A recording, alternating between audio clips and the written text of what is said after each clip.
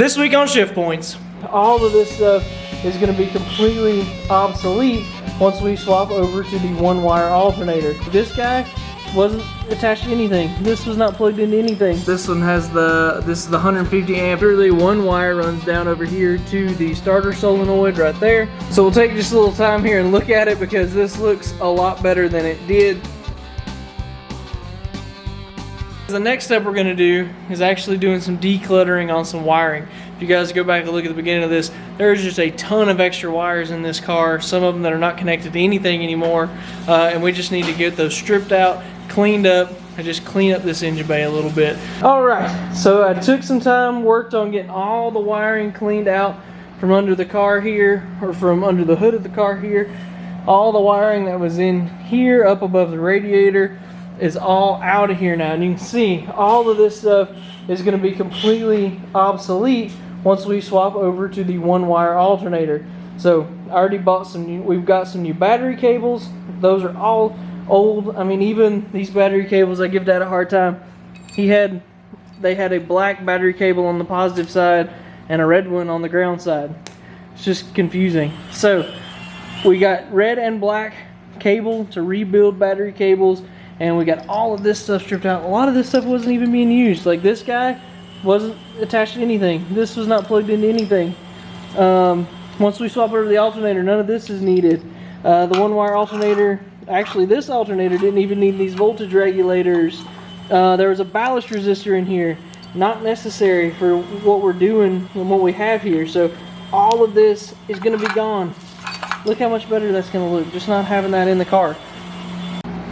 Alright, so some preliminary routing of the wires. The power wire that was going to the fuel pump that used to be routed up and around the shock tower over here and down, we pulled it out and routed it back here with this brake line, and it's going to run over here the relay. It's not tied up yet because I want to test everything and make sure it's good. All the wires that were run down here over to the coil in this way, they're going to end up routed down this valley in some of that split loom that we use. They'll get to the coil and be able to get here to the starter solenoid. I extended the power wire for the MSD so it could run this way too. I went ahead and made this connection here into this relay. I'm fairly certain that's going to be the right thing to do here. It's routed down and around, also going to end up over here at the solenoid. The switch 12 volts that was coming off of that plug back there is still routed down this valley because that bundle is crispy. And this is the temperature sending unit, that's the oil pressure sending unit down there, and this wire, what I did, instead of just routing it through the fuel pump and under the alternator, I just routed it around the distributor by this water outlet here and down, all with this same bundle of wires. Now again, I'm going to take split loom and cover all of these wires, so I don't think by the time we get done with this that you'll even notice them at all. So that's a big step forward in getting this thing cleaned up and looking a little neater. Okay guys, we have been back working today. Did a few different things, did them off camera, and a couple reasons why I did it. You have seen what I have done here probably at least 2, maybe 3 different times on this channel, and I'll link the videos that I did it in so that you have them for reference if you need them, if you're new here. But the first thing I did is I made battery cables for the car. So what we've done here, we used our Harbor Freight crimpers right here, and we made crimped on our battery or different terminals on the end of these wires. So I've got a short wire coming off the starter solenoid and coming over here to the battery. I have the ground wire run down to the front of the engine block, which is where this has been grounded, and that's going to run something like this. We can tie those together, keep them up neat, and then we run the power lead from the starter solenoid down to the starter instead of wrapping it around the shock tower and down that way, and we wanted to keep it away from the exhaust. We routed it straight down, run it beside this ground cable, and then actually on the lower side of the motor mount and straight back into the starter. And that got us connected to it. And what we did just to keep it protected, this is actually just some 5/8 heater hose that we put on the outside of this to make sure it doesn't rub against any of those bolts or anything that's down through that way. So those are the battery cables. They look really great. This is single aught stuff. This is 1 gauge. We have been using single aught most of the time on our cars going forward, but for what this thing is and what we do with it, this is way better than what it was. And if you take a look at what was on it, it's a massive upgrade. So right there, you can see that was the end that was on the starter. Yeah, I can't believe this thing is actually working, and there's actually some hard spots inside of this. The reason we're so particular about battery cables, a couple years ago, my 86 C10, as you guys have seen on the channel, it was burning through starters like very often. It was killing them, and we could not figure out what was going on. Suddenly, one day, just out of happenstance, we were cranking on it, and we had just put a new starter on it, and I reached out and grabbed the battery cable, and it was smoking hot. And we got to feeling in it, and there was a big solid place in that battery cable, and that is after we changed those and put good single-aught battery cables on that truck. I've had no problems with starters ever since then. So after that, we became even more particular about battery cable sizing and making sure that they're routed well, and making sure that, you know, that we build them really well. So that is a big thing, and having the single aught or the 1 gauge stuff is a massive upgrade to the probably 6 or 4 that you see on a lot of these old cars like this. So that's why we're so particular about battery cables. The other thing that I did here, went ahead and got all of these wires that were laying here in this valley bundled. They're basically routed, not completely done, but you can see they're all here. Some of these will come up here to starter solenoid, some will go down here to our Excel coil, but in general, those are routed. Now, the other thing that we decided against was these wires here that come off the MSD. They were gonna go down this way, down the valley, same way as this, and run over here to the coil. But it actually turns out they're just too short to do that. So what we're gonna do is we're just gonna route them back around the shock tower, similarly to how they were, and tie them up into the spark plugs whenever, or the spark plug wires whenever we build those. So basically that's where that's going to run, because I just didn't want to go through having to extend these and dealing with that and putting another butt connector in there. So that's already bundled back here with the other wires that were bundled there, and that's basically how these are going to live. Alright guys, I wanted to show you the completed hosing that we have done for the radiator. So you can see right there is that upper radiator hose that is tied into our thermostat housing, and that thermostat housing has our sensor in it, our switch I should say. There is our lower radiator hose going into the water pump, and then we have the, see if I can get down here low enough where you can see it's this bypass hose. Pull this out. You can see the bypass hose is on here onto that. That was a real hassle to get put on, but it looks really good. And then I shortened this heater hose and have it where it's going to basically route right out of there. And this one actually goes to the upper part of the heater. So that one's going to run something over that direction and then up to that upper part of the heater there. So that is all the hosing and how it's going to live. And then there'll just be a regular 5/8 hose come out of that fitting and into the bottom of the heater core over there. We went with that Powermaster alternator. Here is the part number that we went with. This one has this is the 150 amp. They also make a 100 amp version of this, I'm pretty sure. Like I said, this is the upgraded one. It'll 150 amps at max output and 100 at idle. So really like this, it bolted right in. One thing that we are gonna do, or Dad's gonna do, is the upper bolt on it, and this was on the original one as well, not just this one.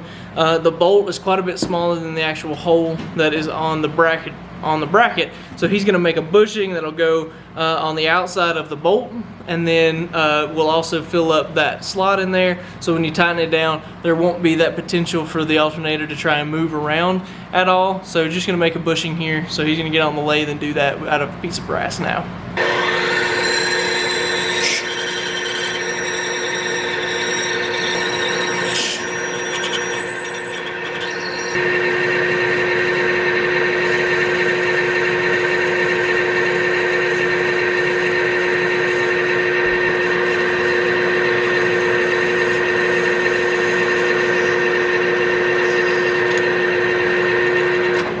Alright guys, so I've been putting in me and Dad have put a bunch of time into this and got a lot of the wire, basically all of the wiring routed and buttoned up like we wanted to. So let's check that out real quick. So you can see we have our new Powermaster alternator in here. Definitely overkill for what we need, but it looks really great and it bolted right up. So this is a one wire alternator. So we come off of the stud on the back of the alternator. Literally one wire runs down over here to the starter solenoid right there. They recommended 6 gauge wire, but we run 4 because I had leftover 4 gauge from whenever I built the fuse panel for the Galaxy a few weeks ago. So that's what we run. Again, overkill for it, but that's how it is. That's what we've got. All that stuff is in and locked down. We have a stud here with our various wires on it.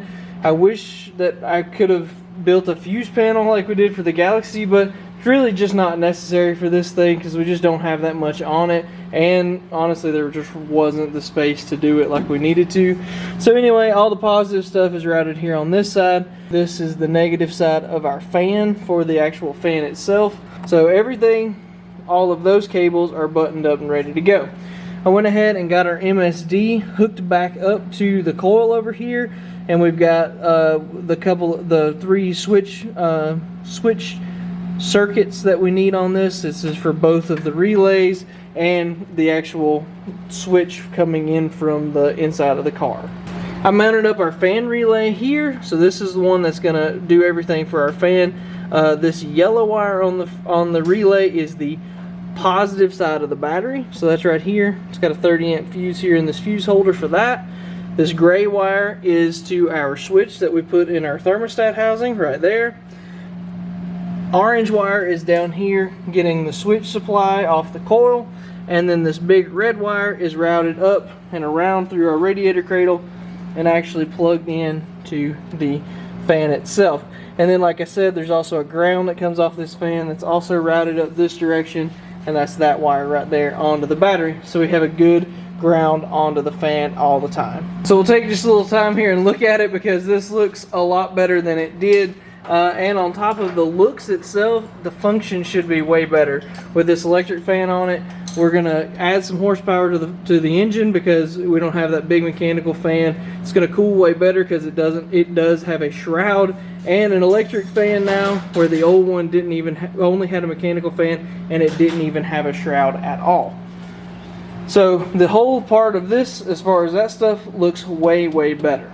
I want to show you guys also how the heater hoses ended up here. So you can see we've got the hose that comes out of the water pump, goes to the upper side of the heater core, and the one that comes out of the intake manifold goes to the lower side. Those are routed over here between the alternator and the oil fill over there, and we can go ahead, and so we have enough here to where there's not going to be any sort of chance for this to kink, but those ended up routing just like that. We did go up to the Napa store, got a new distributor cap and a rotary button for this thing, and the only thing that we're waiting for is a set of build your own plug wires. I ordered a set of plug wires. They should be here in a couple days, and that will be the last thing that we do to this car and pretty much call it way better than it was and ready to go back onto the road and be driven a lot more, because it's just this, now that the radiator's not pouring, you can actually drive it and not have to worry about that at all.